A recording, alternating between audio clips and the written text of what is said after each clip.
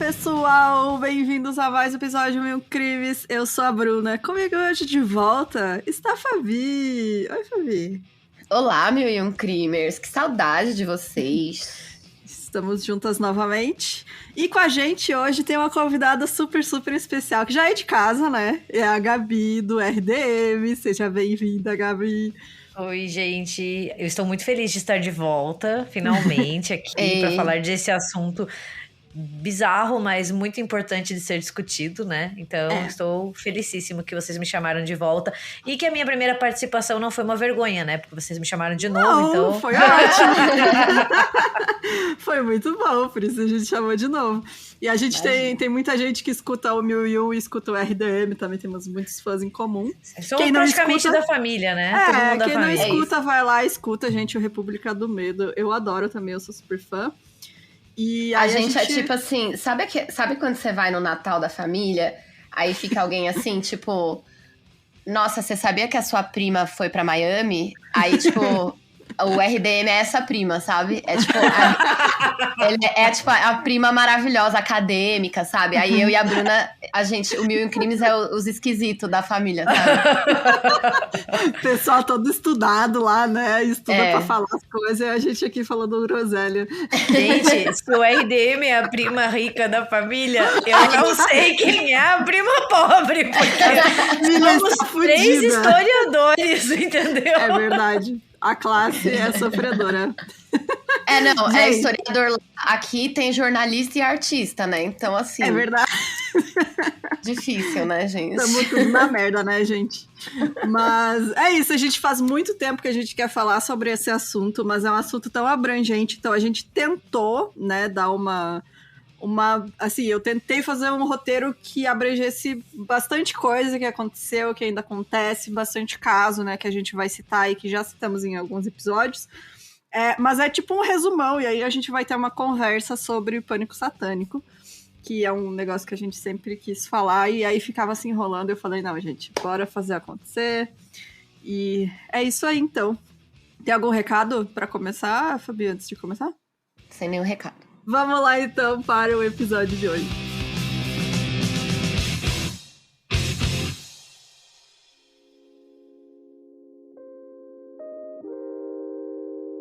Então, o pânico moral generalizado, que é o pânico satânico também, né, entra nisso, não é algo novo, né? A gente vê durante toda a história da humanidade grupos minoritários que foram alvos de rumores e conspirações que colocavam eles como seres malignos que eram capazes de coisas horríveis.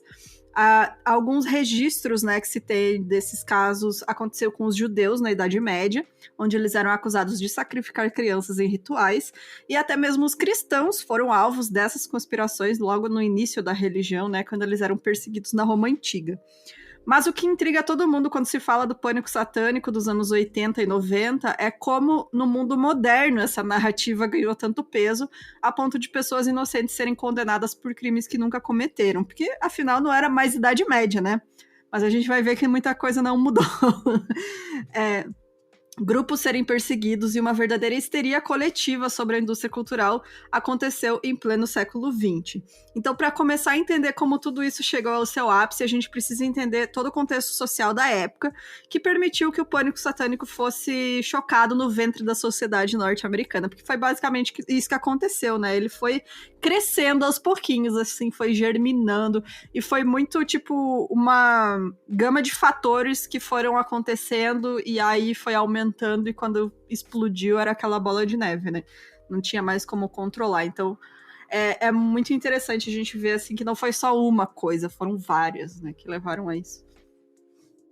Com a Guerra Fria, ali nos anos 50, os Estados Unidos ficaram muito marcados pelo macartismo, que eram as políticas e práticas do senador Joseph McCarthy. Era extremamente religioso, conservador, eles reprimiam e perseguiam as pessoas de esquerda em campanhas que espalhavam medo dos supostos comunistas, né, que é tipo... o fantasma do comunismo. O fantasma do comunismo, né? A gente vê muito disso também. Eu tava vendo até o anticomunismo do Stranger Things, mas eu passo um pano porque eu gosto da série. E assim, mesmo com o declínio dessas políticas no final dos anos 50, elas acabaram fortalecendo o mito popular do outro, né? Do perigo escondido que pode ser o seu vizinho e você nem desconfia. Então, aquele negócio ali de... desculpa, gente, só vou falar.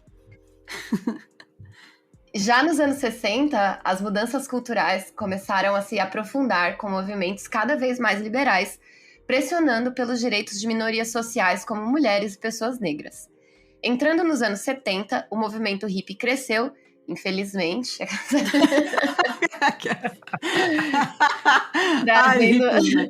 trazendo também o questionamento da juventude contra a guerra do Vietnã e desigualdades sociais. Essa parte sim é boa, né? Interessante. Mas, nossa, gente, eu tenho zero paciência pra hippie, sabe? Eu preguiça, né? Eu só consigo pensar, tipo assim, na Malu Magalhães falando, você acha que branco não pode fazer samba? Sabe, assim... Mas pra mim, o pior não são os hippies, tipo, dos anos 70, 60, sabe? Os raiz, né? Pra mim, o pior é a evolução dos hippies, que é o povo gratiluz, entendeu? Ai, nossa, não. Esse é o meu problema. Porque os hippies, beleza, a gente teve música boa, teve contestação de guerra, de poder, de gênero. Tipo, eles tiveram ali, né, os seus pontos positivos. Mas, porra, a evolução que é o gratiluz ali, que você tem que pedir gratidão, né, por tudo, pra mim é difícil. Vou agradecer aqui por estar passando fome. Você já bateu palma pro sol hoje, gente? Vai lá aplaudir o sol. Pra mim, o melhor é a galera que chama, né, esses gratiluz de racista acústico, né? Pra mim, a melhor definição de todos os tempos. Ai, amei. Não, esse papo aí de bater palma pro sol, gente, eu fui visitar um amigo no Rio de Janeiro, e aí eu fui ver o pôr do sol lá no Arpoador, né? Tinha gente batendo palma? Tinha, só que é muito louco, porque, tipo, você bate palma com o pé ali na areia e, ao mesmo tempo, a maré traz lixo no seu pé. Que coisa bonita, a natureza. Você tá ali batendo palma pro sol e vem garrafa de plástico no seu pé. Que ótimo. Posso fazer um complemento rapidinho sobre... Fique à vontade, ó. Fala o que você quiser, o que seu coração mandar, pode falar. Cuidado. A gente fala besteira, você pode, por favor, também. Corrigir. É que a Fabi falou muito bem do McCarthy, né? Ali nos anos 50, a gente tem um anticomunismo muito forte nos Estados Unidos, né? E eu lembrei... fazer uma relação nada a ver com esse episódio, mas eu preciso fazer, desculpa. Que como o meu primeiro episódio aqui no 1001 foi sobre as bruxas de Salem, o livro, né, a peça de teatro As Bruxas de Salem, que deu origem ao filme de 1996, né, que em inglês se chama The Crucible, né? É uma peça escrita pelo Arthur Miller na década de 50, ali nos Estados Unidos. E ele usa os julgamentos de Salem como uma forma de criticar a postura macartista, como uma analogia à perseguição ao comunismo. Né, a intolerância, né, essa questão até de levar para o tribunal. Então ele pega esse fator histórico, né, esse evento histórico, e ele transporta para usar como uma metáfora para justamente esse período. Que bacana. E faz todo sentido. Hoje eu tava lendo porque é um pânico moral também que rolou, né, em Salem. Total. E tal. Eu tava lendo sobre a Sarah Good, sabe? Ela foi uma das primeiras executadas, assim, e condenadas, né, por praticar bruxaria nos julgamentos, né, de Salem. E era isso, teve uma hora que ela... Gente, a gente já tá fazendo outro episódio, né? Bruxa de Salem, número 2. Mas é assim, tipo, não adiantava qualquer coisa que ela dissesse ali, ela continuaria sendo culpada. E é isso. Lembrando que o outro episódio que a Gabi participou, que é o Julgamentos de Salem, é o episódio 145 aí, pra quem quiser ouvir. E eu coloquei aqui no roteiro, a gente vai citar muitos episódios que a gente já fez de serial killer dos anos 70, então pra vocês, se vocês quiserem algo mais completinho, né, sobre esses casos, aí vocês escutem. É isso. Mas então, né, voltando ao nosso assunto, antes que a gente comece, foi nessa época ali que a Fabi citou, né, de guerra do Vietnã, de movimento de contracultura, né, essa época de explosão cultural, que nos anos 60, um cara chamado Anton LaVey fundou um grupo chamado Ordem do Trapézio, que mais tarde serviu como base para a fundação da Igreja de Satã. Mas, ao contrário do que muita gente acha, nem LaVey, nem seus seguidores da Igreja de Satã acreditavam que Satanás existia. Então não era um local de culto ao diabo como comumente se acredita, né?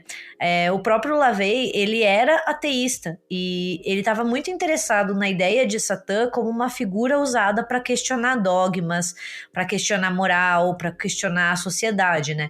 E é muito importante, eu acho, frisar isso, que como ele era ateu, nem tem como ele acreditar no diabo, porque se você não acredita em Deus, você não acredita no diabo. Você não acredita no diabo. Eles não juntas, sabe? Porque eu acho que o muito importante quando a gente fala de pânico satânico é essa ideia de bem versus mal, sabe? Uhum. Posso contar uma história, gente? Pode. Uma vez... Este é seu. Uma vez eu fui passar um Natal na casa de um ex e a família dele era crente, né? Aí eles, tipo, uma hora eu tava na mesa, assim, a gente tinha quase terminado de comer, eu tava, tipo assim, saindo ilesa. Aí uma hora a mãe dele virou e falou Saindo assim... ilesa. Tipo assim, porque eu só fui passar o Natal lá porque eu sou judia, então a minha família não comemora o Natal. Aí ela falou assim, mas e aí, você crê em Deus? Aí o que eu devia ter feito? Eu devia ter falado sim. Muito, né? muito, com certeza. Claro que sim. Mas o que eu falei? Eu falei, eu sou uma mulher da ciência. Aí, minha filha, o pai dele, que tava do outro lado da mesa, virou e falou assim, mas no diabo você acredita, né? Aí eu fiquei assim, tipo, não, também não. Aí ele, mas você não acha que tem nada? Aí a mãe dele falou assim, pra quem que você pede as coisas quando você quer alguém? Aí eu pensei, gerente do banco, sei lá, pra quem que eu peço alguma coisa aqui nessa vida. Aí, tipo, depois a mãe dele virou e falou, o que foi? Ah, que eu era uma sem vergonha, enfim, essas coisas. Mas é isso, né? Tipo, a galera não entende que você... Você não pode, você tem que acreditar em Deus. Você não acredita no diabo, e era o que o LaVey fazia, né? Ele não acreditava no capeta como uma figura, né, do mal. Rabo, chifre vermelho, né? A igreja do Satanás, né, a igreja de Satã, ela era muito um movimento até filosófico, sabe? Que tentava muito romper com essa questão mais tradicional, romper com uma religião organizada, né? E é muito diferente do que a gente imagina. Eles usam muito da imagética já associada ao Satanás para chocar, né? Mas em nenhum momento a gente vai entrar lá e vai ter, assim, uma missa invertida, sabe? É isso que tem que desmistificar bastante. E ele era um cara interessado muito em performances, né? Então, assim, para contestar esse status quo, chocar, fazer também uma propaganda, né? Porque daí vai acabar crescendo o nome da empreitada dele. Tanto que em 1969 ele publica a Bíblia Satânica, né? Que serve como base para a filosofia da Igreja de Satanás. Então, assim, você vê que o cara também era um marqueteiro muito do bom para ficar chocando a galera, né? Só que, enquanto nos anos 60 e 70 a gente tem ali, né, um movimento de contracultura, um movimento hippie, um movimento feminista, um movimento negro, um movimento LGBTQIA+, que na época era conhecido como movimento gay, né? A gente tem ali nos anos 70, caminhando para os anos 80, né, após um aumento exponencial durante os anos, um fundamentalismo cristão que vai conseguindo se estabelecer com cada vez mais força nos Estados Unidos, principalmente no Sul, né? Pesquisas mostram que entre as décadas de 70 e 80, cerca de 65% da população dos estados do Tennessee, do Kentucky, do Mississippi e do Alabama se consideravam fundamentalistas cristãos, né? Na região do Texas e do Arkansas, o número é de 50%. São números muito grandes. E os fundamentalistas, que às vezes também são conhecidos como direita cristã, eles se tornavam cada vez mais organizados em resposta ao que eles enxergavam como um ataque à religião, aos bons costumes, à moral, né? Então eles achavam que a família, né, a educação, a política, o país estava tudo sendo ameaçado, assim como a sua religião. E as decisões da Suprema Corte dos Estados Unidos, elas despertaram o interesse deles para a política e eles começaram a fazer cada vez mais lobby no Congresso e conseguiram se articular muito bem, né? Eles eram grupos muito bem organizados, tanto que depois de uma decisão de 62 que proibiu a oração sancionada pelo Estado em escolas públicas, e outra em 63, que proibiu a leitura obrigatória da Bíblia nas escolas públicas, eles ficaram ainda mais organizados para combater, né, teoricamente, essa grande ameaça. E eu também ouso dizer que a gente tem ali todo um revés, para além da religião, na questão do feminismo. E eu acho que isso também está muito atrelado, porque ali em 73, né, uma década depois, a Suprema Corte dos Estados Unidos, ela descriminaliza o aborto, né? Então, assim, esses grupos, eles vão se inflando e vão se unindo, né? Seja pelo lado religioso, seja pelo lado antifeminista, seja pelo lado homofóbico, né? Então, assim, eles acabam se unindo para conseguir levar suas pautas para o Congresso. Aí falei demais, desculpa, gente. Não, que isso? Que isso? É interessante até falar que, tipo, existiam cristãos religiosos, né, envolvidos com política, mas não eram os fundamentalistas. Então, já tinha, tipo, pastor, padre e tal, que era um pouco envolvido com política, mas eles, tipo, geralmente votavam pelo Partido Liberal, assim, eles não se importavam muito, sabe? Eles, tipo, não, a gente não quer tirar o direito de ninguém, sabe? A gente não tá aqui pra tentar, né, obrigar as pessoas a viver da nossa maneira. Então, os fundamentalistas, eles até mesmo, é interessante a gente ver que eles atacam os próprios cristãos que não seguem, né, o fundamentalismo deles. Então, eles veem os caras como traidores e tal. Então, é bem doido, assim, ver isso. E como eles atacam católicos, principalmente, né, por conta disso. E é muito importante, assim, também a gente fazer essa ressalva, né? Porque nem todo mundo que era religioso nos Estados Unidos era sacana, ou era conservador, ou apoiava essas agendas, né, mais moralistas. O que a gente tem são grupos específicos também que se organizam muito bem, que têm muito dinheiro e que começam a levar suas pautas para a política, né? Não são todos os grupos. E muitos também aliados à televisão, né? Então a gente tem ali um tipo específico de religião, né? Não é todo cristianismo que está ali fazendo esse ataque. E uma das figuras mais importantes para isso, né, é o Jerry Falwell, que é um grande filho da puta. Esse cara, gente, sério, é tipo o supra-sumo do filho da puta.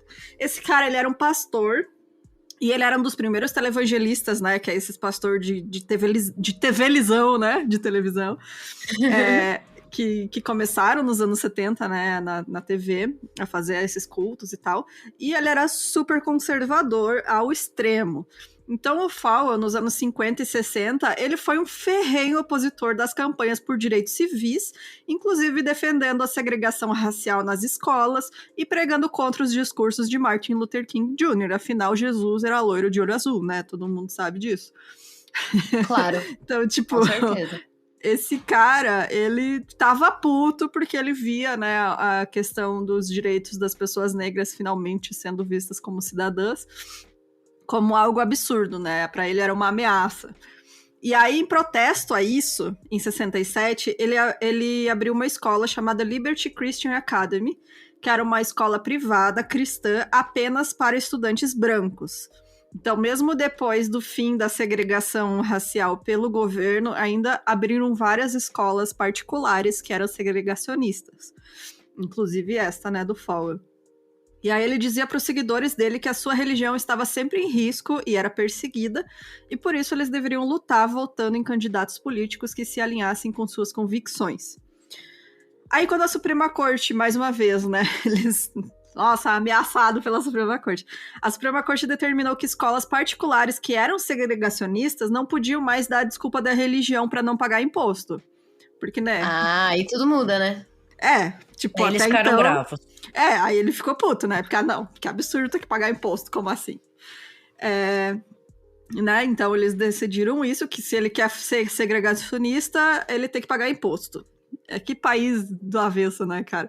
Aí, o Falwell organizou o maior grupo de lobby político dos Estados Unidos nos anos 80, que era chamado de Maioria Moral. E esse grupo promovia conceitos anti-aborto, pela família tradicional, patriotismo e moral cristã. Então dizem que esse grupo, inclusive, foi responsável por 2/3 dos votos evangélicos brancos para o Ronald Reagan. Então, inclusive, tem foto, tem, tipo, registro do Reagan agradecendo o cara, porque, né, ele ajudou a eleger muita gente, e assim, ele que foi a figura principal do fundamentalismo cristão na política, porque ele foi o primeiro a fazer esse tipo de lobby, assim, então a organizar mesmo, ele viu uma oportunidade ali e foi fundo.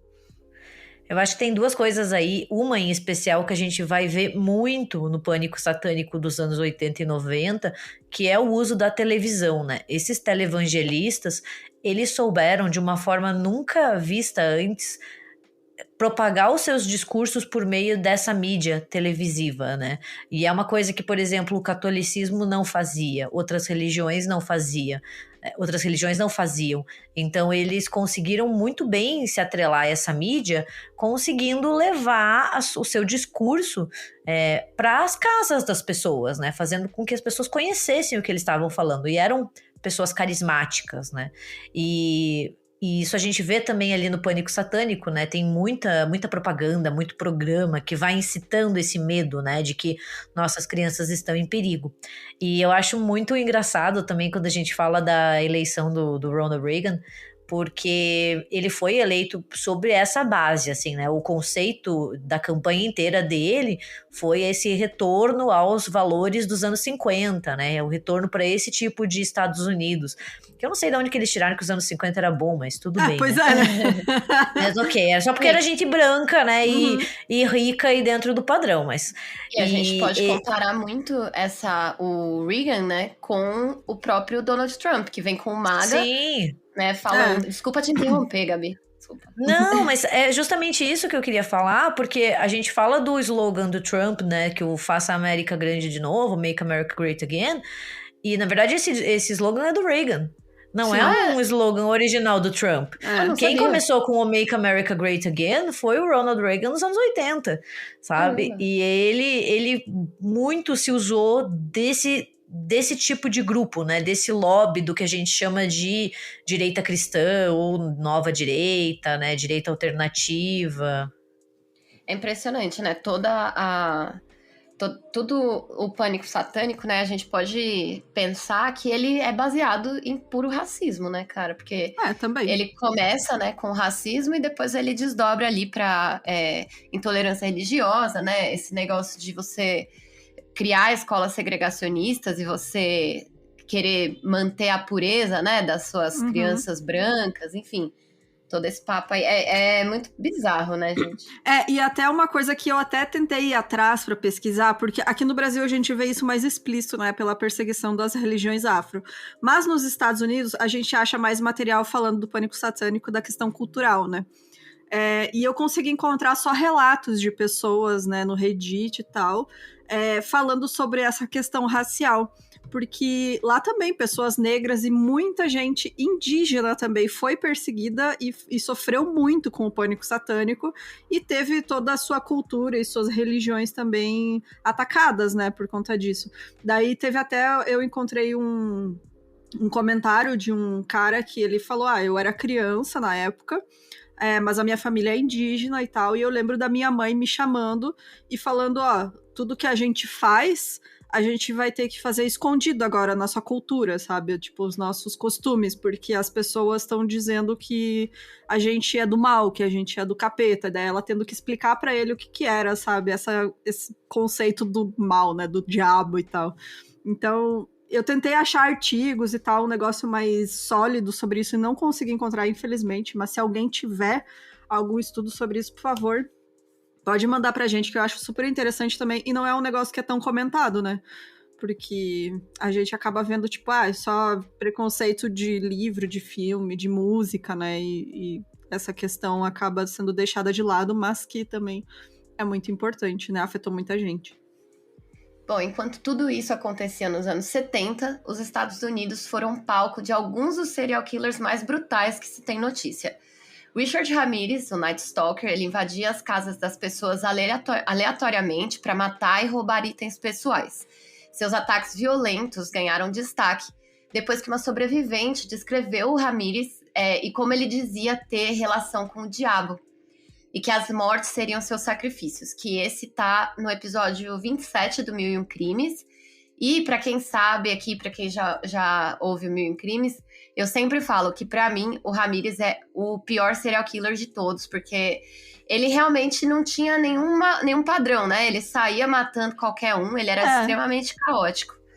Então, pra mim, ele é ele é o pior de todos. E aí... E tem uma... Desculpa lá, só... Gabi. Rapidinho. E tem uma coisa no caso do Night Stalker que é a aleatoriedade, né? Então, e você não conseguir explicar direito por que a pessoa tá fazendo isso. E daí... você entende por que algumas pessoas vão pro caminho de que ele era satanista. É mais porque fácil, ele poderia falar isso da boca pra fora, entendeu? Com certeza, pra assustar, sabe? Mas é mais fácil você dizer que tem um mal maior do que olhar e falar que um ser humano é capaz de fazer isso, sabe? Verdade. A explicação de que tem um ser maligno muito maior que tá conspirando, eu acho que pelo menos você tem um certo entendimento maior do que só olhar e falar, talvez a gente nunca entenda direito e que foi um ser humano, né? Não tem nada de sobrenatural aí. Realmente. Isso faz todo sentido, né? A pessoa culpar o sobrenatural pra não acreditar nisso. Bom, e aí além do Ramírez, né? Nos anos 80, a gente 70, teve amiga. Eu falei 70 ou 80? Você falou 80, é 70. Ah, tá, desculpa. Bom, além do Richard Ramírez, né, a gente teve ali nos anos 70 o Charles Manson, né, que a gente já teve episódio aqui também, no episódio 86. Teve também o Jim Jones e o massacre de Jonestown, que foi o maior suicídio em massa, não foi, Bru? Foi. Tecnicamente não, porque foi... Peraí, gente, tá passando um fantasma. Tecnicamente não, porque teve um que a gente cobriu até que acho que foi em Uganda, se eu não me engano, que teve mais mortes. Sim. Mas é o mais conhecido, né? Então, e nessa época foi... A gente teve ali o Jonestown também. A gente teve, que é o episódio 119 e 120, teve o Zodíaco, que é o nosso episódio 20, o Ted Bundy, que são episódios 77 e 78, e o Filho de Sam, que é o David Berkowitz, que foi o episódio 264. Nossa, 264 é muito episódio já nesse podcast. Tá 270 já. É muita coisa, gente. Pelo amor de Deus, a gente trabalha demais. Mas então... Mas a gente teve ali um boom, né, dos maiores serial killers ali que já existiram. Eu acho que foi a maioria ali meio que na mesma época, né? Tudo dos anos 70, né, cara? É muito doido. E claro que aproveitando o boom, né, do televangelismo e do fundamentalismo cristão, surgiram algumas figuras ali que viram uma oportunidade de sucesso, né? Que seria o pastor Valdomiro deles, né? O Edir Macedo deles, né? Edir Macedo. E aí, o mais notório deles é o Mike Warnke, que ele era uma espécie de comediante de stand-up, só que cristão. Então, ele lançou uma biografia em 72, chamada The Satan Seller, e ela contava a sua história e como ele teria ficado órfão quando ele era criança, e aí ele cresceu e se envolveu com o satanismo. O Mike, ele descreve como ele começou, né, e a sua introdução ao satanismo por meio de orgias e uso de drogas. E como ele foi subindo de ranking até se tornar um high priest, né? Que seria ali o mago, o bruxão do Satanás. O Papa Negro, né? Seria tipo o Doutor Estranho, mas do satanismo, entendeu? Isso. E aí ele falou como ele presidia, né, rituais satânicos que incluíam feitiços, invocações de demônios, sexo ritual, sequestro, estupro. E assim, né, ele começou a fazer toda aquela... Ele relacionava tudo de ruim com o Satanás, né? E aí a sua trajetória acaba com ele encontrando Jesus e se tornando um devoto. Ou seja, é a jornada do herói, né? Tudo de novo. Mas né, gente? Se vocês... A gente sabe que isso é de propósito, assim, Sim. né? E aí o livro foi um sucesso instantâneo entre cristãos. Gente, a minha história ela é diferente. Eu era uma pessoa que eu até fui na Bola de Neve umas 2 vezes, mas hoje em dia eu adoro Satanás. Enfim, o livro foi um sucesso, o cara virou uma celebridade. Ele era chamado para palestrar em convenções, igrejas. Ele virou um popstar, assim, sabe? Mesmo. E ele ia para algumas reuniões falar sobre os perigos do satanismo. e como ele conseguiu superar o satanismo. Eu não sei como, né? Porque eu tenho certeza que saudade da orgia, pelo menos ele tava. Né? É que não aconteceu, né, amiga? Isso aí foi... Exato. Se tivesse acontecido... Ele não tinha virado cristão. Ele não... Eu acho que não. Mas assim, a real é que, no fim das contas, esse cara, ele virou aqueles experts em satanismo, né? Que ia em programa de televisão, tipo na Sônia Abrão gringa também, sabe?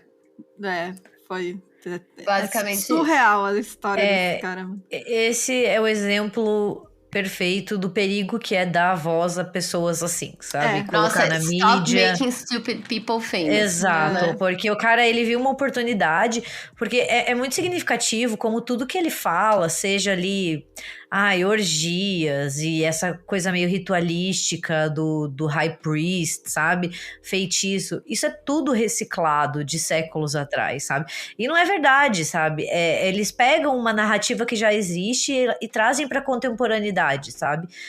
Pra causar esse pânico, pra causar esse medo, né?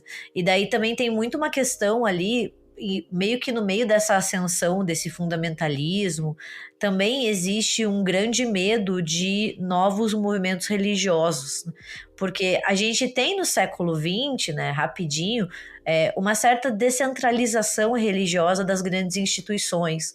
As pessoas, elas acabam indo procurar, assim, seja o espiritualismo, sabe? Novas formas de se relacionar com a religião que não seja dentro de uma instituição. E isso gera muitos movimentos e grupos religiosos diferentes, ou entre muitas aspas, alternativos. E as pessoas tinham medo disso. E muitos cristãos ou mais conservadores acabaram falando que esses grupos eram satanistas, que esses grupos eram, por exemplo, adoradores do mal. É muito aquela ideia de você projetar no outro o seu inimigo, projetar aquilo que você não entende. Mas o nosso Mike, né, ele não foi o único que se aproveitou do momento para ganhar fama e dinheiro, obviamente, né, porque a gente sabe que outros satanistas, ou supostos satanistas, convertidos em cristãos e que discursavam como o mundo estava sendo tomado por rituais satânicos, surgiram. Então, assim, viram que o cara estava fazendo sucesso, falaram, vou fazer também, né, foi... O caso do John Todd, do Herschel Smith, do David Hanson. Todos eles contavam histórias mirabolantes de rituais e crimes satânicos, seguidos de conversões milagrosas. E também nessa narrativa, né, que a Fabi chamou de Jornada do Herói, tem também uma coisa muito interessante, se a gente for pensar, que é fazer a propaganda pro grupo religioso deles, falando assim, olha, eu me salvei aqui. Se você tá tendo algum problema, se você tá perdido, vem até aqui, que se eu conseguir me salvar do satanismo, a gente consegue ajudar você, entendeu? Então é muito aquele caminho da salvação. E isso tudo acontecia em meio à explosão cultural dos anos 70, como a gente disse, com o movimento hippie, essas novas religiões, os cultos surgindo a todo momento, avanço de lutas sociais e direitos de minorias, novas drogas entrando na sociedade e filmes, músicas e livros que contestavam a moral cristã. E é muito significativo, né, como ali nos anos 90 foi o heavy metal, por exemplo, que foi um grande problema para o pânico satânico, né? Então parece que todo produto cultural que contesta ou que sai um pouco da norma, ele já é encarado como perigoso. A gente tem um especial aqui do West Memphis 3, né? Que eu comento sobre eles mais pra frente. Beleza, perfeito. Sim. Só pra não deixar pra frente, depois a gente fala deles. Tá bom. Desculpa, se eu coloquei coisa pra frente, pode cortar, tá? Então, o pânico satânico ele já espreitava entre grupos de fiéis fundamentalistas devido a esses fatores, mas nos anos 80 ele estourou a bolha e se espalhou pelos Estados Unidos inteiro e depois pelo resto do mundo, inclusive aqui no Brasil. E foi em 1980 que um livro passou a ser usado como prova incontestável de que rituais satânicos dominavam a sociedade americana. Ai, gente. E, gente, eu quero ler esse livro, porque só pela curiosidade, né? Porque não é possível. Gente, esse livro chama Michelle Remembers, que é Michelle se lembra. Esse livro é escrito pela canadense Michelle Smith, em parceria com seu psiquiatra, um homem chamado Lawrence Pazder.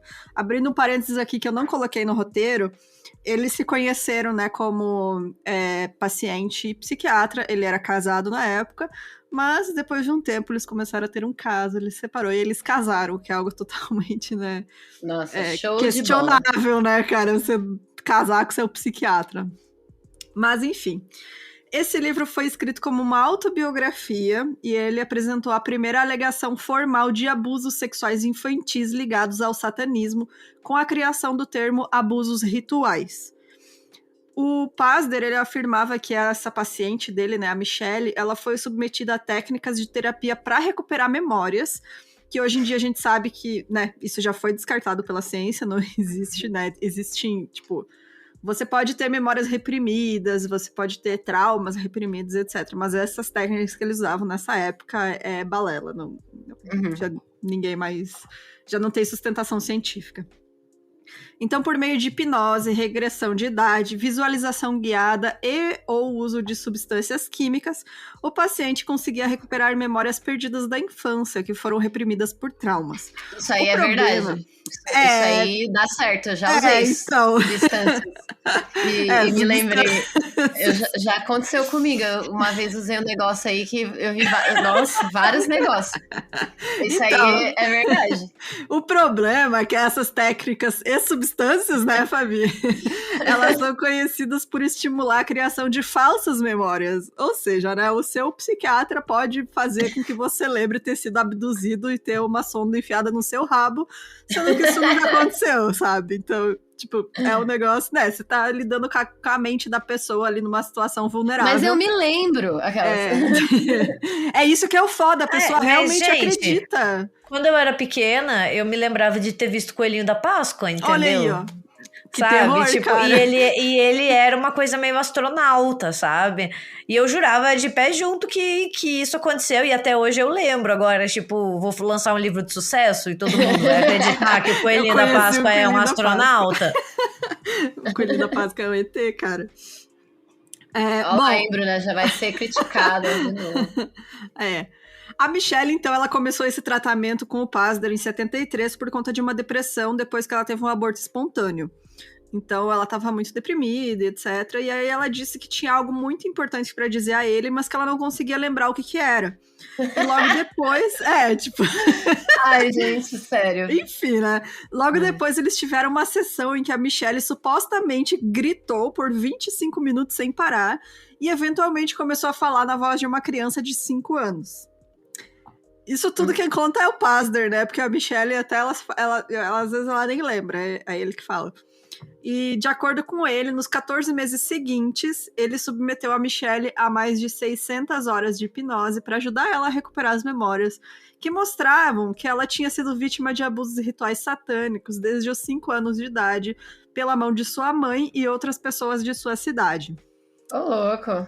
Então, assim, é foda porque a pessoa realmente acredita, sabe? Não, porque ela fica ali, isso aí é totalmente, mano, uma lavagem cerebral. Mais pra frente, tem até uma psiquiatra que faz isso até hoje, sabe? Ela convence as crianças de que elas foram abusadas, e tem, tipo, várias pessoas que são adultas e que acreditam mesmo que aconteceu, mesmo sem nunca ter acontecido, porque você foi manipulado e aquela memória se tornou real, sabe? É um negócio muito louco, porque você tá numa posição de vulnerabilidade ali, né? Você tá um psiquiatra, cara. E aí é muito complicado isso, porque você tem casos de gente que realmente sofreu abuso na mão de um parente, né? De alguém conhecido. E aí a pessoa mete ritual satânico no meio e acaba, sabe, desconsiderando tudo o resto, assim. É muito triste. This episode is brought to you by Progressive Insurance. Do you ever find yourself playing the budgeting game? Well, with the Name Your Price tool from Progressive, you can find options that fit your budget and potentially lower your bills. Try it at Progressive.com. Progressive Casualty Insurance Company and Affiliates. Price and coverage match limited by state law. Not available in all states.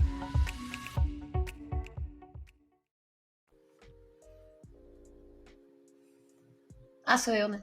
É. Desculpa. Desculpa.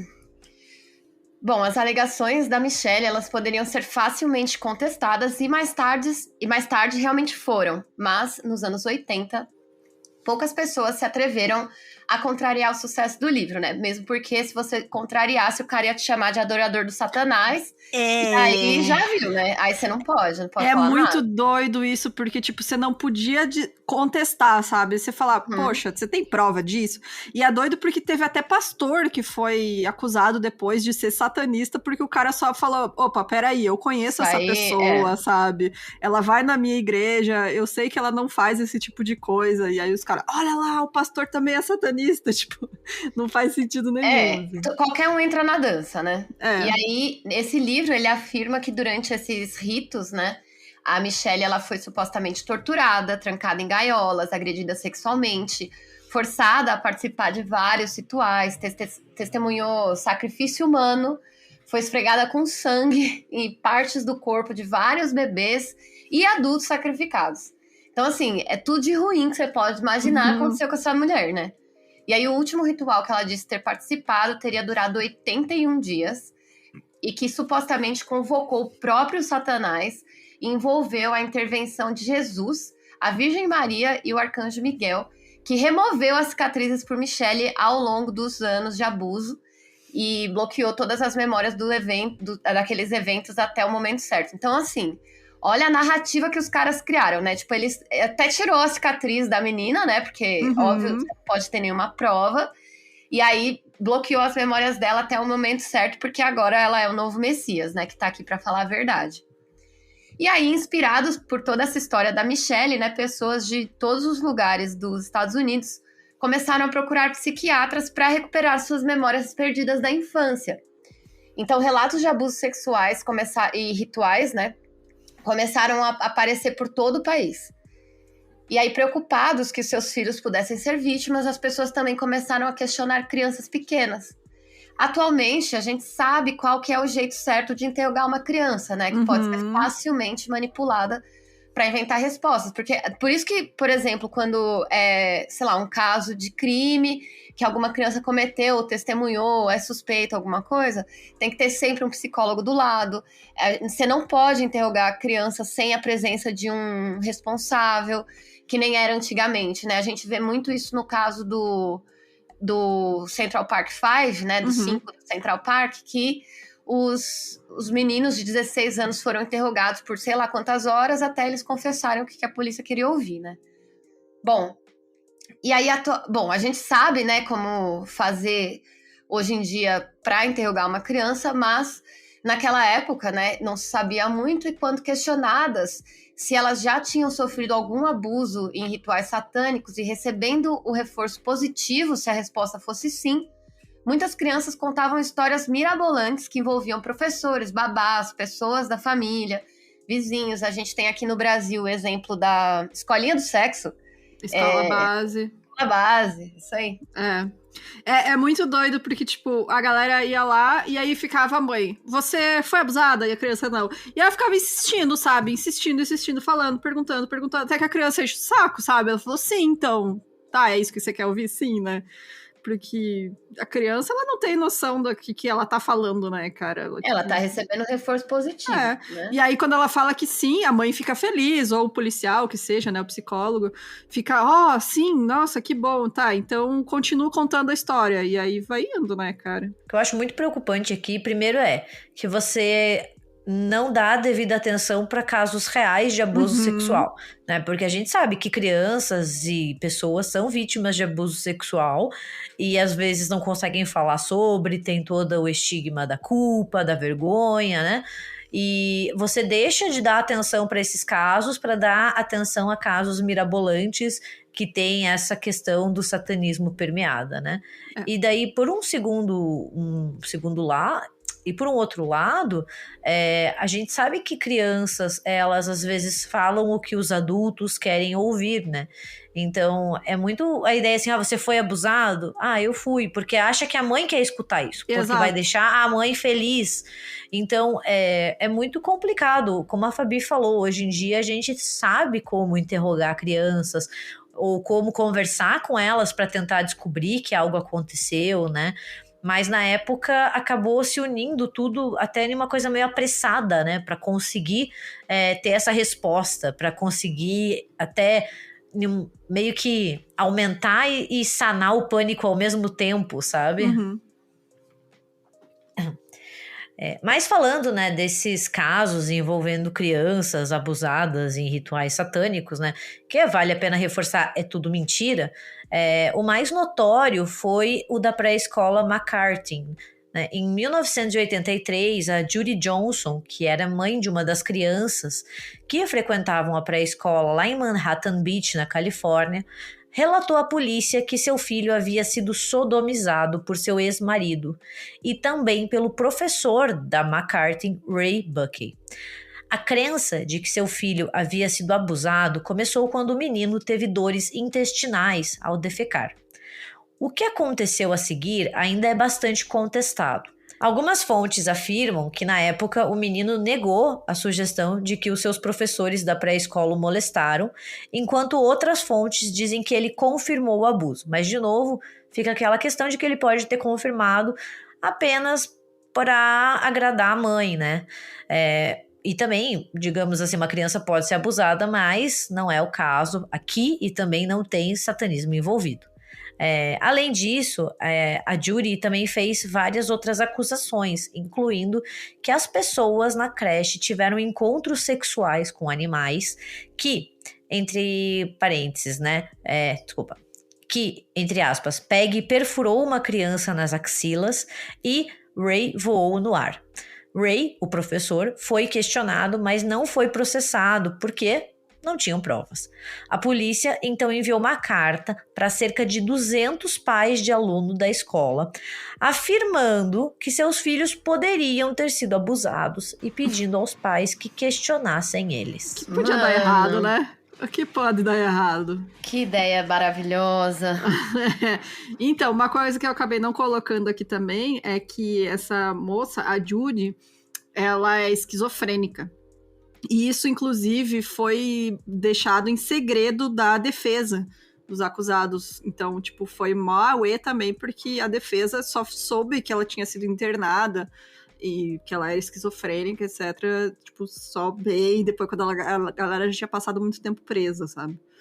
Então, já fica meio questionável, assim, as acusações dela, né? A gente vê como tudo é criado, né, pra fazer uma narrativa mesmo, né? De assustar as pessoas, proteger, né, o conservadorismo, né? A gente é muito, assim, é muito óbvio, né? Muito transparente a gente olhar pra tudo isso e ver. Mas, ao mesmo tempo, naquela época, pode ser que assim, pode ser não, né? As pessoas tinham muito menos acesso à informação e tinham muito mais medo de questionar qualquer coisa também, né? Uhum. Bom, então, o que aconteceu, né? Mandaram carta para os pais, o que pode ter acontecido? Várias centenas de crianças foram entrevistadas pelo Children's Institute International, que era uma clínica de terapia de abuso com sede em Los Angeles, que era administrada por Kim McFarlane. E aí, as técnicas de entrevista utilizadas durante essas investigações foram altamente sugestivas e convidaram as crianças a fingir ou especular sobre os supostos eventos. Aquela coisa que eu comentei, né? Ficava lá o entrevistador perguntando se a criança falava: ah, sim, meu professor me abusou. Ganhava um sorvete, sabe? Era nesse nível, assim. Gente. Tipo, reforço positivo e insistência até a criança falar o que eles queriam ouvir. Inclusive, esse caso é usado até hoje na psicologia lá pra, tipo, você saber o que não fazer quando falar com criança, né? E aí, na primavera de 84, foi alegado que 360 crianças tinham sido abusadas. A Astrid Heppenstall-Hager realizou exames médicos e tirou fotos do que ela acreditava serem cicatrizes minúsculas, que ela afirmou serem causadas por penetração anal. E aí o jornalista John Earl acreditava que suas descobertas eram baseadas em histórias médicas infundadas.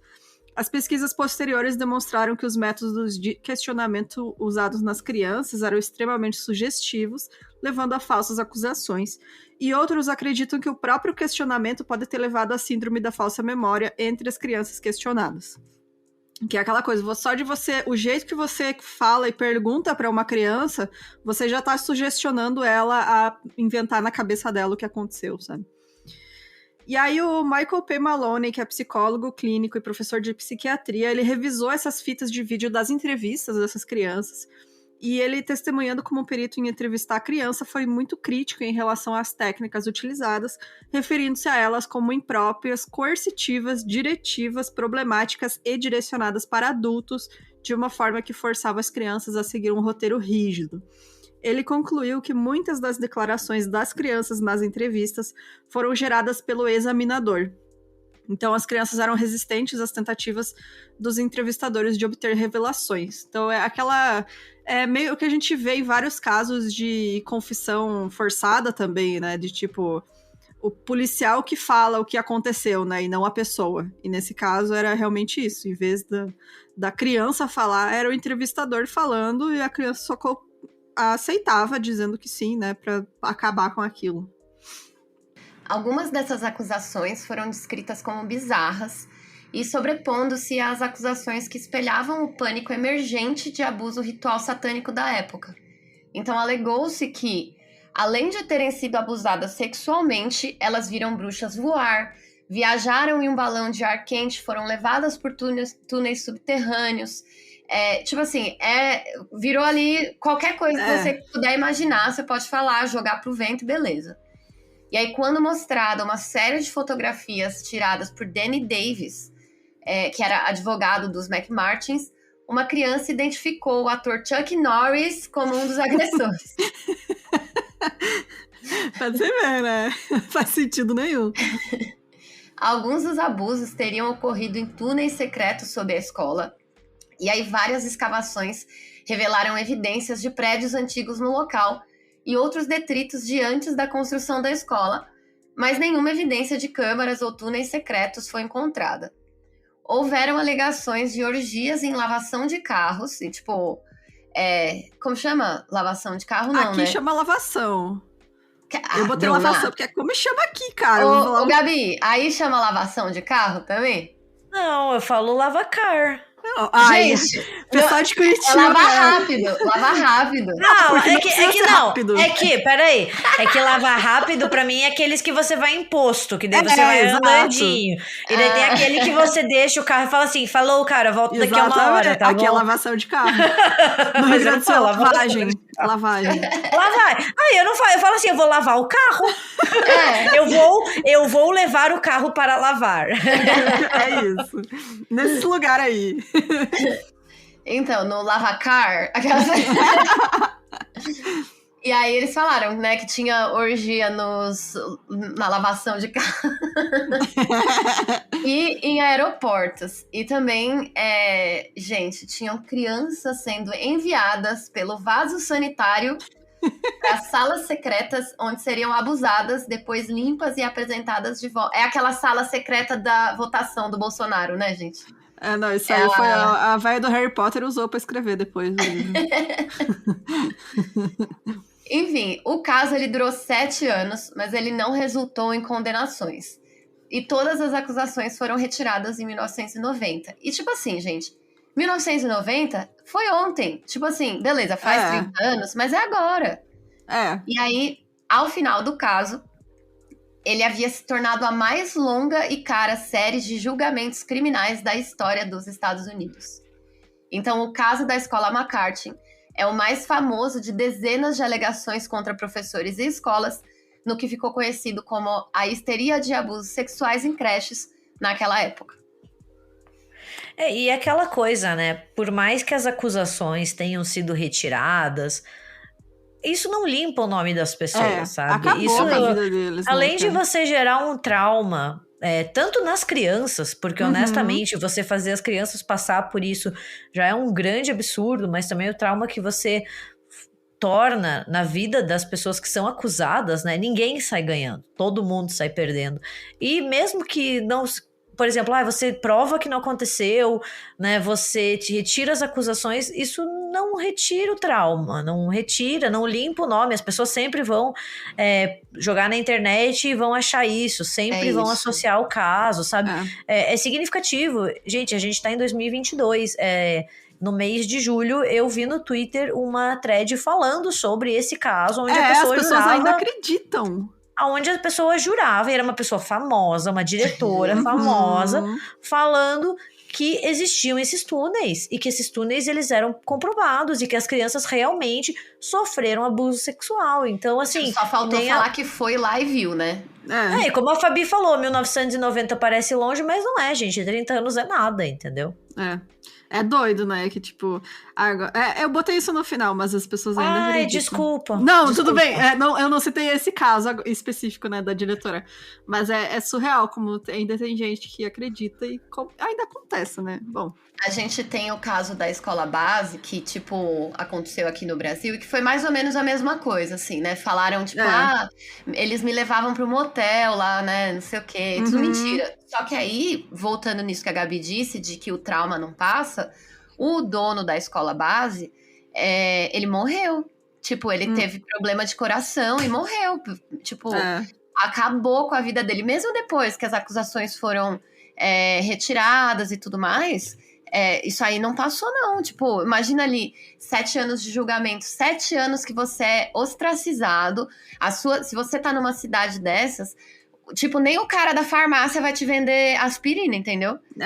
Porque todo mundo vai te apontar o dedo, não sei o quê. E mesmo quando a gente comprova por A mais B que a pessoa era inocente ou que nada disso aconteceu, sempre vai ter o conspiracionista, né, que vai falar, não, mas isso daí é porque os Illuminati que investiram dinheiro pra limpar o nome da pessoa. Na verdade, eles chegam em casa à noite e tomam banho no sangue de criança, entendeu? Tipo, é isso.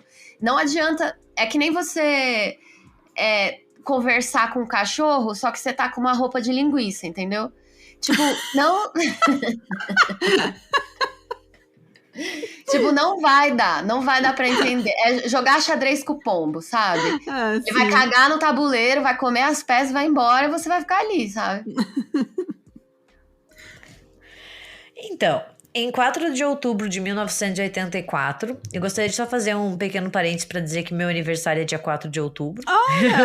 Dia 12. Mas não em 84, tá, gente? Eu nasci em 92. Vou 30 esse ano. Mas enfim, em 4 de outubro de 84, um casal que era dependente químico, né, usava drogas, que atuava como informante da polícia, telefonou para o seu contato no departamento lá da polícia de Pittsfield, em Massachusetts, e acusou o Bernard Barren de molestar seu filho. A criança frequentava o Centro de Desenvolvimento da Primeira Infância, operado pelo governo, onde o Bernard, que era um jovem de 19 anos abertamente homossexual, trabalhava como ajudante de professor. Os acusadores haviam reclamado anteriormente ao Conselho de Administração que não queriam, né, cito eles, nenhum homo em torno de seu filho. Então a gente aí já pode ter uma ideia do que motivou essa acusação. Né? Uma palavra só, homofobia. Exato. Poucos dias após a primeira alegação, o ECDC organizou um show de marionetes e entregou cartas aos pais notificando-os sobre uma criança na creche que tinha gonorreia. Outras 5 acusações foram feitas e o Bernard foi julgado no tribunal do condado de Berkshire 105 dias após a primeira acusação, uma rapidez observada nas decisões judiciais posteriores. A sala do tribunal foi fechada durante o depoimento das crianças, o que o Bernard alegou ter violado seu direito a um julgamento público. O advogado de defesa dele foi posteriormente considerado ineficaz, né? Então ele acabou sendo condenado no dia 30 de janeiro de 1985 por 3 acusações de estupro de uma criança e 5 acusações de atentado ao pudor e agressão. Ele foi condenado a 3 penas de prisão perpétua e mais 8 a 20 anos em cada acusação. E dá pra ver assim como foi rápido, né? Porque as acusações são em outubro de 84 e no final do primeiro mês de 85 ele já foi considerado culpado. E assim, sentenciado à prisão perpétua. Tipo assim, acabou com a vida do menino. O Bernard manteve sua inocência durante todo o caso. Em 1999, imagine, passou um tempão, uma nova equipe jurídica aceitou retomar o caso e em 2004 as audiências começaram em uma moção para um novo julgamento. Em 2006, ele recebeu esse novo julgamento e foi libertado sob uma fiança de $50 mil. Em maio de 2009, o Tribunal de Apelações de Massachusetts confirmou a nova decisão do julgamento, deixando de lado as condenações de 85. O escritório do promotor distrital do condado de Berkshire rejeitou as acusações originais e o registro de Bernard foi limpo. 4 anos depois de ganhar a liberdade, ele morreu subitamente na sua residência em setembro de 2010. Ai, fiquei triste agora. Nossa. É muito triste esse caso. Mas tem outro pior. Não tem nem muito o que falar, né? Porque a vida do cara foi arruinada e acabou subitamente. E é obviamente uma acusação motivada por homofobia, né? Os caras falaram ali e o rapaz nem teve chance de se defender. É isso que a gente sente. É tudo tão rápido que ele não tem a chance de provar que ele era inocente. E quando ele consegue, anos e anos depois, é aquela sabor amargo, né? Porque você não sente que justiça foi feita. Não. Exato. E ainda mais que assim, pensa que é um cara de 19 anos. Gente, 19 pra mim é criança, né? Criança. Como que você coloca um menino de 19 anos, joga esse monte de acusação nele contra uma cidade... É Salem, né? Salem de novo. Tudo de novo. Bom, o movimento evangélico fundamentalista, né, ele não estava sozinho nessa crescente obsessão e campanha de medo, que era o que era, né? A mídia aí teve um papel descomunal, né, em alimentar o terror do público e alimentar equívocos em torno das práticas ocultas, porque eles viram que dava ibope, né, dava muito dinheiro, então bora lá, né, até hoje acontece isso.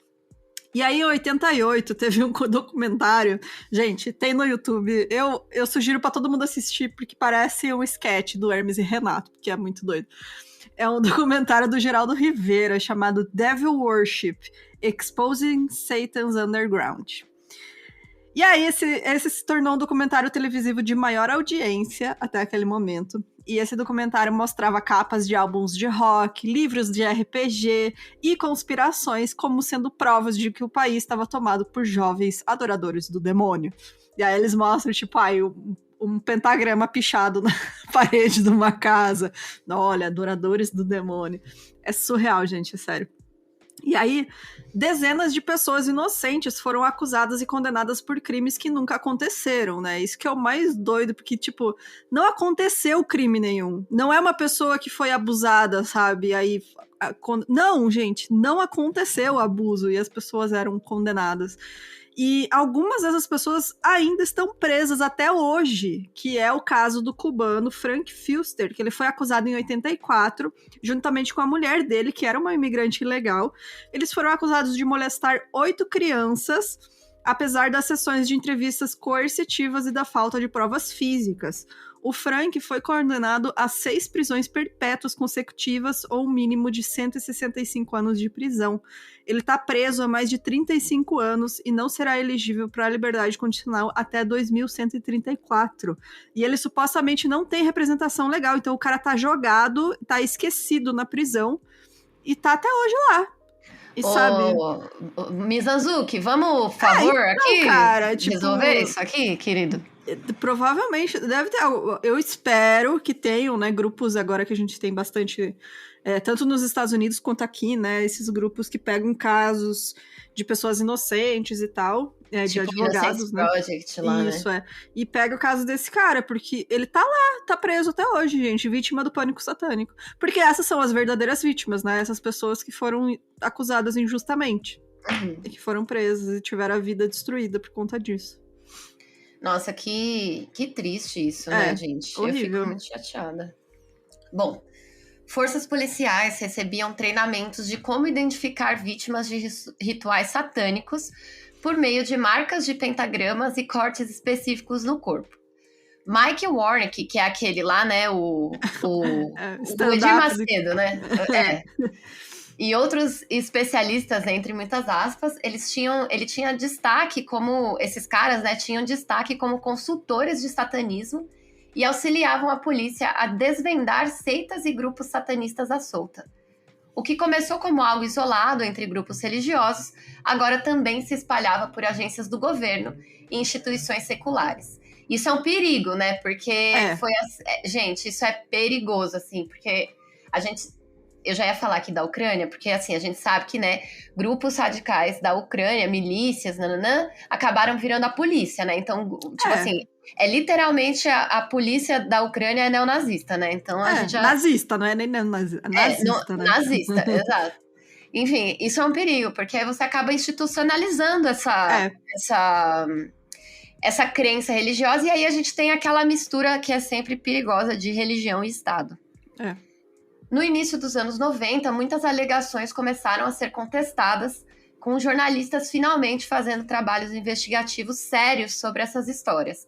Ao invés de apenas replicá-las sem checagem dos fatos, ali o jornal Meia Hora, né? Meia Hora? 0 Hora. Qual que era o nome? Não lembro. Okay. Não lembro o nome do jornal. Acho que era Meia Hora. Enfim. E aí um livro chamado Satan's Silence foi lançado em 95. E nele, os autores conseguem desmentir muitas das alegações da Michelle Smith, que foi aquela lá que escreveu o livro junto com o psiquiatra. Eles não encontram registros do suposto acidente de carro gravíssimo que ela teria sofrido e divulgam que durante o tempo que ela alegou que ela participava do ritual de 81 dias, na verdade ela estava indo para a escola normalmente e não mostrou nenhum sinal de que havia algo errado. A Michelle também nunca conseguiu dar nenhum nome para as pessoas envolvidas nos rituais, apenas o da sua própria mãe. Ela até falava que, tipo, teve um cara que cortou o próprio dedo no meio do ritual e tal, e as pessoas, quem que é esse cara? Ela, nada, assim, ela não conseguia dizer o nome de ninguém, porque não existiam essas pessoas. Era né, como chama? Quebra meu dedo. Padre Quevedo. O que é revoltante é que demorou tanto tempo, né? Porque Desculpa, esqueci a palavra. Só um pouquinho. Porque o estrago já estava feito. Sim. Né? Ela conseguiu semear o pânico e muitos grupos e pessoas endossaram esse pânico. E daí parece que é muito mais fácil você semear do que você desmentir. Sim. Porque o tentar desconstruir isso é muito difícil. E a gente porque as pessoas, elas não querem acreditar. É muito mais... Às vezes eu fico até pensando que é muito mais... É chocante, obviamente, mas também é mais eletrizante você pensar que existe, sabe? Porque daí as pessoas acham que elas estão em um filme de horror. Exatamente. E ali na década de 70... É o bem contra o mal, né? Exato, e é uma norma que rege muito a nossa sociedade, sabe? Essa ideia de bem versus mal. E o cinema ali na década de 70 teve muito, né? Incorporou muito desse pânico satânico, obviamente... Não com crianças, né? Mas com seitas satanistas, sabe? Seitas subterrâneas. Esse tipo de coisa foi muito comum ali no cinema da década de 70. Eu acho que você agora, Gabi, você matou a maior charada e assim... Ai, gente, é um prazer ter a doutora Gabi aqui, né? Ela é maravilhosa. E assim, eu já falei, a outra vez que ela veio aqui, eu falei que eu me sinto até mais inteligente quando ela tá perto, sabe? Mas eu ia falar que é exatamente isso, é eletrizante, é essa a palavra, porque eu acho que primeiro tem aquele lance de você... bom, se existe o mal, com certeza tem um Deus e não estou desamparado no mundo, né? Então, tem essa sensação de conforto cristão, religioso. E aí, ao mesmo tempo, tem também aquele negócio do supernatural, né? De você conseguir ter um poder, sabe? Você quer ser o super saiyajin. Então, tipo, você tem lá o padre exorcista, você tem o Henri Cristo, sabe? Essa galera aí. E eu acho que é exatamente isso, é essa emoção, é essa coisa de acreditar no que é intocável, né? Naquilo que no que é etéreo, sabe? E tem muito uma coisa assim de você fica chocado, mas você não consegue deixar de olhar, entendeu? Exato. Tanto que tem muita reportagem, tem muito material sensacionalista, porque ao mesmo passo que tem coisas muito sérias e investigações muito pertinentes, também ainda tem esse lado sensacionalista que continua solta, né? Pois bem, em 1991, a revista Cornerstone lançou uma investigação sobre a vida e o testemunho do nosso amigo Mike Warnick. No ano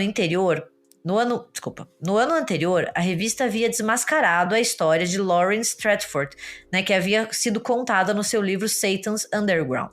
Ela afirmou que seu profundo envolvimento com o satanismo a levou a participar de um ritual no qual seu próprio filho foi sacrificado. Descobriram... Desculpa, eu te interrompi, mas esqueci de colocar aqui. Descobriram que ela nunca teve um filho. Tipo isso. Assim, eles começaram a investigar e falaram, nem filho ela teve. É horrível, porque ela usa um filho que não existe pra criar um pânico sobre outras pessoas que têm filhos, né? Então, exato. Mas depois que a exposição mostrou que o suposto filho dela nunca existiu, como a Bruna falou, os jornalistas da Cornerstone, Mike Hartenstein e John Trott, começaram a investigar o Mike e as suas alegações, né? Começaram a pensar, se a gente conseguiu descobrir aí uma mentira, provavelmente tem mais mentiras em outras histórias.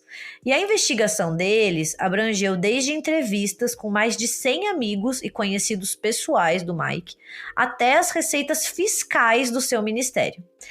E o que aconteceu? Eles descobriram uma série de imprecisões e evidências de fraude e engano nas contas dele.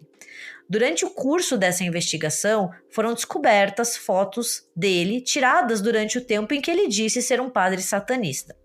E, para o choque de todo mundo, né, só que não, em vez de mostrar um viciado em drogas, emaciado, com unhas compridas e cabelos na altura da cintura, como ele dizia, as fotos mostravam o Mike como um típico CDF de meados da década de 60, né? Então, assim, de high priest, entendeu? Ele não tinha nada. Ele falava que era o Marilyn Manson, aí você vai ver, era o Brian dos Anos Incríveis, tá ligado? Exatamente. E a investigação também revelou que as alegações de que ele e o Charles Manson participaram de um ritual satânico eram obviamente falsas. O Manson estava na prisão federal na época e não tem ligações conhecidas com igrejas satânicas. Por mais que as pessoas tentem empurrar ele e dizer que ele tem alguma relação com satanismo. Não, eu queria só falar outra comparação, que ele falava que era o Marilyn Manson, e na verdade o cara era o Mamãe Falei, tá ligado? Não, é muito doido, porque, tipo, um negócio fácil de você pegar, sabe, e contestar. Porque ele dizia, e tal ano eu fui com o Charles Manson lá no... Cara, o cara tava preso, mano, é só pegar a data que ele foi preso, sabe? Tipo, assim, era muita preguiça mesmo. A galera realmente não trabalhava muito jornalismo naquela época. Mas sabe que isso me faz pensar, né? Pensando aqui no Charles Manson, mas também pensando no Night Stalker, né? No Richard Ramirez e em inúmeros outros casos. Eu acho que às vezes falta justamente distinguir isso, sabe? Porque o Manson tinha um pentagrama, sabe? Porque o Richard Ramirez falava que ele era um satanista. Cara, falar é uma coisa, entendeu? Você escrever um símbolo pentagrama, uma cruz invertida, é outra, entendeu? Isso as pessoas falam, adolescente fala isso pra chocar, entendeu? Outra, muito diferente, é você achar que existe realmente um grupo organizado satânico, entendeu? Exatamente. As alegações, elas sempre vão existir, porque, olha, eu vou ser bem sincera, quando eu era adolescente, eu dizia que eu era satanista, também só pra chocar as pessoas. Eu também. Eu andava com pentagrama, assim, eu adorava heavy metal, só me vestia de preto, e eu queria muito, tipo, chocar as meninas da minha escola, sabe? Então, quando elas começavam a falar, eu falava que eu era satanista, e daí eu queria ser muito, tipo, contra a cultura, revolucionária, sabe? Tipo, mano, nunca foi verdade, sabe? E então é isso que as pessoas, eu acho, têm que ter esse discernimento. Você pode escutar, você pode ver, mas isso não significa que isso existe. Na verdade, isso não existe. E não existe grupos satânicos organizados. Não existem grupos satânicos, entendeu? Então não pode levar ao pé da letra o que as pessoas falam. Exato. É muito doido porque você fica... Tá, e cadê todas essas vítimas, né? Onde que tá essa pilha de corpo? Porque, puta que pariu, né? Se existisse tanta gente assim, né? Ia ser um monte de sacrifício. Cadê esse povo? Não tem, sabe? Não existe, realmente. Mas, né, o estrago já estava feito, né? As instituições públicas e a opinião popular agora acreditavam fielmente que existiam grupos satânicos, mesmo com provas mostrando que não passavam de histórias mentirosas. E aí pessoas inocentes continuaram a ser acusadas, presas e condenadas, baseando-se nos estereótipos de como seriam os seguidores do capeta.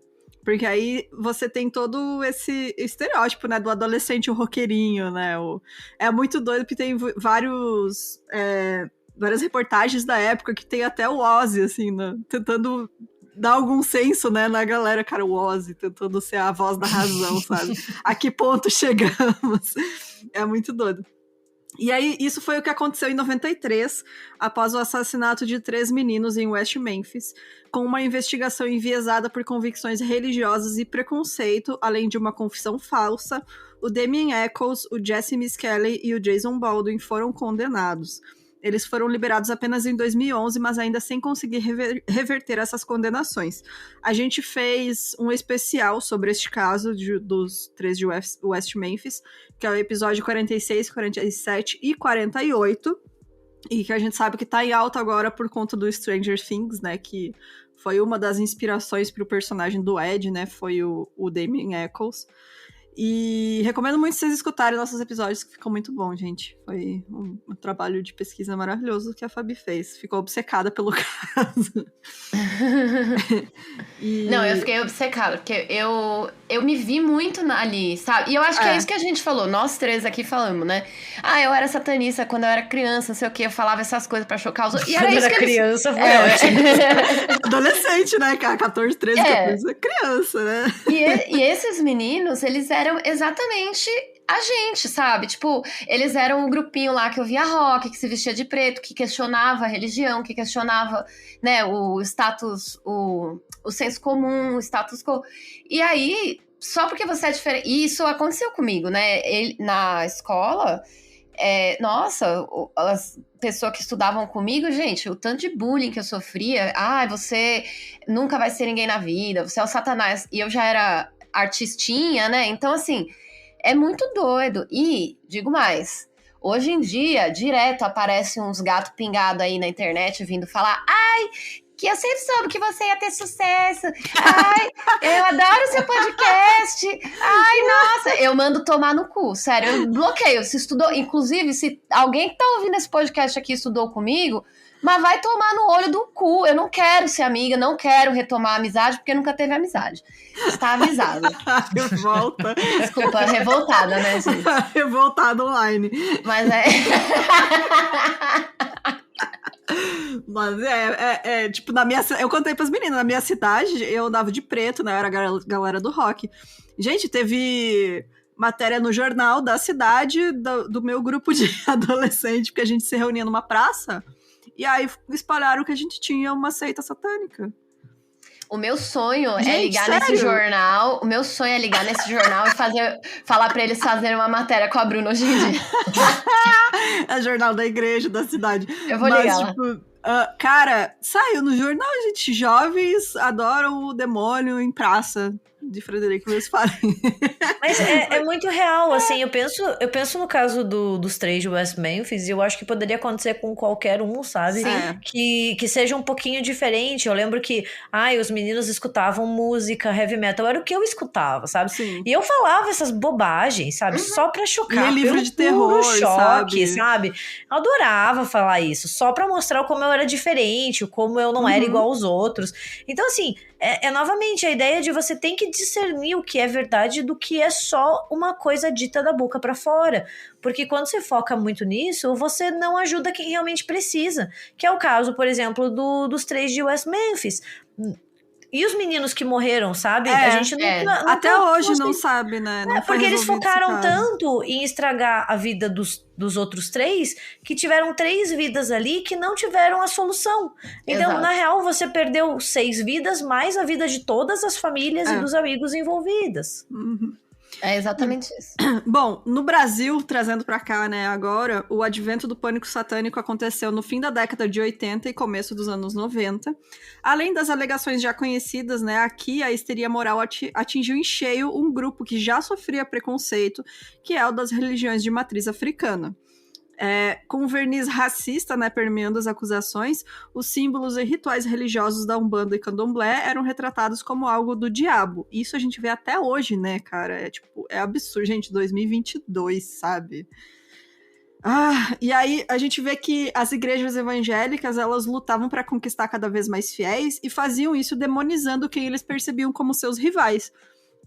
Porque é realmente isso, né? É nós contra eles. E aí você bota um inimigo em comum, né? E você usa essas outras religiões como algo do mal. Então, tipo, pra atrair gente pra você. Aí você fica, você já tem o cara que vai na tua igreja e você sabe que o irmão dele é da Umbanda. Daí você fica falando, botando lá na cabeça dele, teu irmão é essas coisas do capeta e não sei o quê. E o cara fica lá atazanando, enchendo o saco até o irmão também sair e vir pra igreja, sabe? Então, aqui no Brasil, nos Estados Unidos também aconteceu, como eu comentei, mas apesar de eu não ter conseguido muitos materiais sobre isso, mas aqui foi muito explícito, né? Tipo, foi desde o início que chegou aqui no Brasil, o Pânico Satânico já veio com esse pacote racista junto, né? E contra religiões afro. Bom, o caso do menino Evandro Ramos Caetano, né? Que a gente ficou conhecido aí na grande mídia pelo Projeto Humanos, né, do Ivan Mizanzuki. Esse caso aconteceu em 92 e é o maior exemplo de como o pânico satânico também tomou conta no Brasil nos anos 90. Eu acho que a gente ainda precisa de mais pesquisa no Brasil porque eu acho que tem muito mais coisa do que só isso, sabe? Gente, tem muita coisa que a gente percebe que afeta a nossa sociedade até hoje, né? Sim. E, enfim, depois do assassinato e sequestro do Evandro, que tinha 6 anos de idade, em Guaratuba, a polícia e a mídia elas não demoraram para criar uma narrativa de sacrifício ritualístico e 7 pessoas foram acusadas e presas após confessarem sob tortura. No início dos anos 2000, outro caso também chamou a atenção pelas alegações de um assassinato ritual. Em outubro de 2001, a estudante Aline Silveira Soares foi no cemitério Nossa Senhora das Mercês. Amiga, desculpa. Você pulou. Pulei. Vou fazer de novo. No início dos anos 2000, um outro caso também chamou a atenção pelas alegações de ser um assassinato ritual. Em outubro de 2001, a estudante Aline Silveira Soares foi assassinada em Ouro Preto, Minas Gerais, e o seu corpo foi encontrado em cima de um túmulo no cemitério Nossa Senhora das Mercês, com 17 perfurações. Não consegue, não tá conseguindo.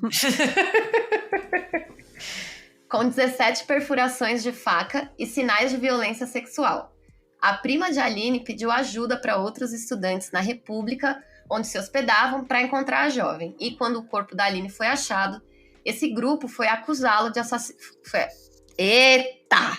Hoje tá acabando, gente. Calma. Onde eu tava? Aqui. A prima de Aline pediu ajuda para outros estudantes na República, onde eles se hospedavam, para encontrar a jovem. E quando o corpo dela foi achado, esse grupo foi acusado de assassiná-la. E aí uma busca na República encontrou um livro de RPG de Vampiro à Máscara. E aí a polícia logo inventou a história de que os estudantes teriam sacrificado a Aline porque ela teria perdido no jogo. Gente, quem perde não tem como perder no RPG. Não é assim, sabe? Não. E aí, eu devia ter chamado o Jaca do Mundo Freak também pra gravar com a gente hoje, né? E o verdadeiro assassino da Aline nunca foi encontrado. Então, de novo, aquilo que a Gabi falou, né? As pessoas prestam muito mais atenção na narrativa, em inventar um negócio sobrenatural e que seja, do que, de fato, trazer justiça para uma família, né? E um assassinato ali que aconteceu. Pois bem, né? Em todos esses casos brasileiros, a mídia teve um papel muito importante para espalhar o pânico moral e a desinformação por meio de um jornalismo declaratório e bastante sensacionalista, né?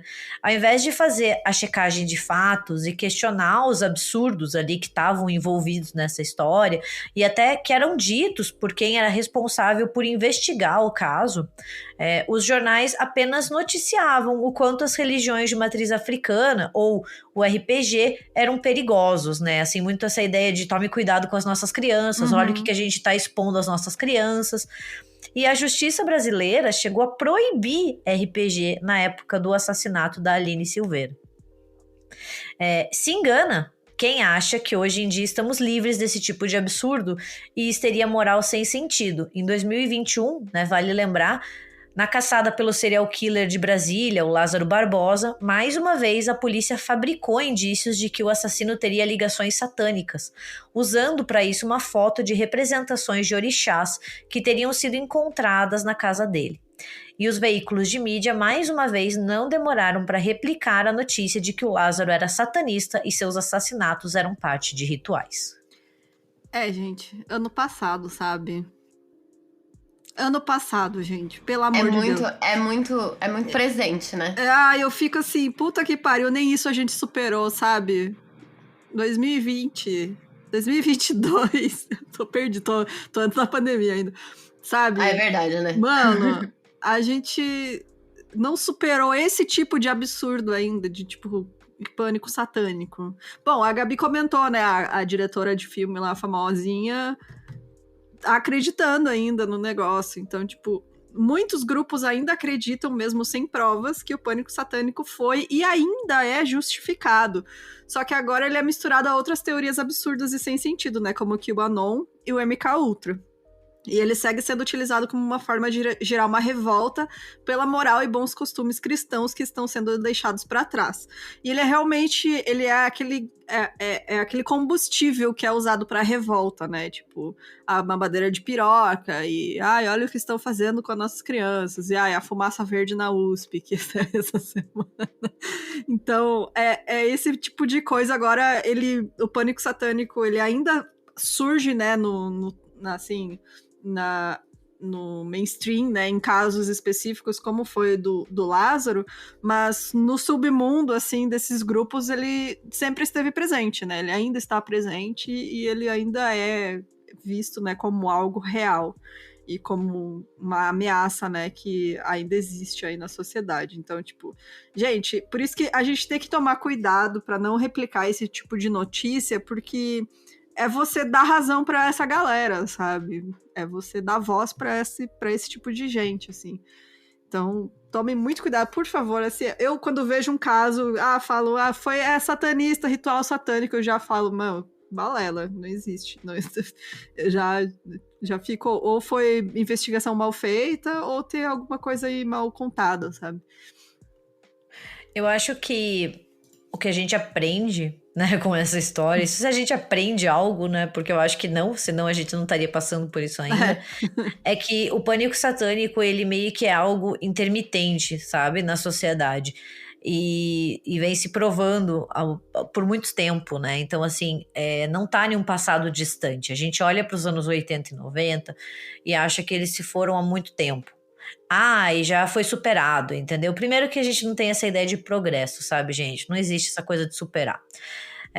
E outra, né? Ele não é tão longe, porque ele ainda continua aqui, sabe? Ele ainda está entre nós, só que em determinados momentos ele fica mais subterrâneo e em outros ele fica mais em voga, sabe? Mas isso não faz com que quando ele tá mais subterrâneo ele deixe de existir. Ele continua sendo propagado, sabe? E basta um estalinho para que ele volte com tudo. E, bom, temos comentários aí para finalizar? Porque eu até comentei com a Gabi isso, né? Tipo, como a gente termina um assunto que não terminou, né? Porque ele tá aí ainda, gente, sabe? É verdade. É difícil. Eu acho que assim... só queria falar uma coisa muito interessante que eu fiquei sabendo sobre a igreja do Satanás lá. Uhum. Que eles estão... É que agora eu acho que não tá mais rolando isso, mas tipo assim... Eles estavam considerando o aborto um ritual religioso. E aí, se qualquer mulher que precisasse abortar... Porque, assim, em estados mais tradicionais, quando a mulher precisa abortar, eles fazem ela passar por aquela terapia, psicólogo que fala pra você que você tá matando uma criança porque é um feto, né? E aí, quando você alega que você é da igreja de Satã e você tá fazendo um ritual religioso, que seria o aborto, você tem direito à sua liberdade religiosa. Então você não precisa necessariamente passar por toda aquela terapia de tipo, você precisa, se você abortar, você é assassina, não sei o quê. Então, assim, olha só como o satanismo já tá fazendo mais pela liberdade do corpo das pessoas com útero do que a própria religião, que só mata a gente, né? É foda, né, cara? Então... É muito louco. É isso, gente. Usem a cabecinha de cima, tá? Pra pensar. Não Exato. caiam em bait aí de página sensacionalista do Twitter. Não Lembra daquela página do Twitter lá que fala de crime, sabe? Sim. Nossa, essa daí também tá de parabéns. Os caras têm 1 milhão de seguidores, não tem nenhuma responsabilidade. É o da Atena do Twitter, né, gente? É o da Atena do Twitter. E, gente, quero agradecer a Gabi mais uma vez. Muito, muito, muito obrigada. Divulgue aí suas redes pro pessoal te seguir e eu seguir o RDM também. Gente, eu que agradeço. É um assunto pesado, mas eu acho muito interessante conversar sobre, né? Eu acho não só interessante, mas muito importante. Então, eu agradeço vocês terem me convidado mais uma vez para vir conversar aqui, né? Para quem não me conhece, eu sou a Gabi Laroca, né? Eu estou no RDM Cast toda quinta-feira, que é um podcast sobre história e horror. Então, a gente fala sobre filmes, sobre séries de TV, sobre livros, né? Até sobre creepypastas e lendas urbanas do Gugu a gente fala. Então a gente é bem, bem versátil, sabe? E quem quiser nos seguir, né? A gente já tá no Twitter como RDMcast e no Instagram como República do Medo. E eu também tenho as minhas redes sociais próprias, né? Eu tô no Twitter, no Instagram e agora no TikTok tentando ser mais jovem. TikTok. O que está sendo muito difícil, gente, porque eu sinto que a idade tá batendo. Eu acho que realmente, assim, é a coisa de uma nova geração, mas a gente tenta, né? Porque uma hora a gente tem que virar o tiozão da internet. Exatamente. Então, quem sabe? Mas eu tô no Twitter, Instagram e TikTok como Gabi M. Laroca, com 2 Cs. E eu falo bastante sobre cinema de horror lá também. A gente siga a Gabi, adoro as indicações dela. Pode confia que é bom, hein, gente? Falando nisso, esses dias eu fui ver Nope. Você já viu, Gabi? Ainda eu não. Quero ver. É muito Tô muito, muito, muito curiosa pra assistir. Nossa, também. Gente, sério. E assim, a parte... dormir, mas eu vou. E a parte artística, né, do filme, tipo, o concept, essas coisas. Fotografia. É lindo, sério. É muito bonito o filme. Eu amei. Amei. Bom, é isso então, gente. Obrigado, Gabi. Obrigado, pessoal. Então, se você quiser nos apoiar, entra lá no site mincrimes.com.br. Lembrando que a gente ainda precisa de apoio, tá, gente? Pra investir no podcast. Ninguém ficou rica aqui, não. Ninguém ficou rica. E siga a gente, comente aí o que vocês acham. Tem indicação. Assim, eu tentei colocar, como eu falei pra vocês, né, o resumo, e já foi mais de 1 hora de episódio, foi uma... Mas ainda tem muita coisa sobre esse assunto, então quem sabe mais pra frente a gente faça uma parte 2 com mais alguns casos e alguns detalhes. Então manda pra gente se você tiver qualquer indicação no milincrimes@gmail.com. E é isso então. Beijos, até semana que vem. Tchau, tchau. Tchau. Tchau, gente. Só queria falar de novo, Gabi, obrigada por ter vindo, você é maravilhosa. Olha só. Tchau, beijo, tchau. Gente. Tchau, tchau.